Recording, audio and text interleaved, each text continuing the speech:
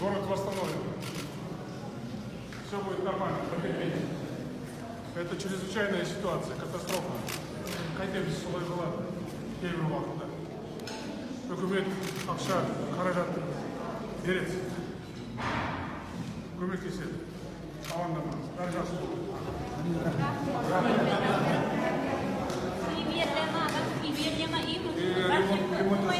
Ремонт бәрін жасап береміз. Үкімет ақшаны қаражатты санайды. Қанша керек. Содан кейін ақша қаражатты бөлеміз ақшаны. Ремонт жасап береміз. Жақсы, түсініп отырмын, бәрі. Түсініп отырмын, бәрі дұрыс болады. Әдей келіп отырмын. Рахмет.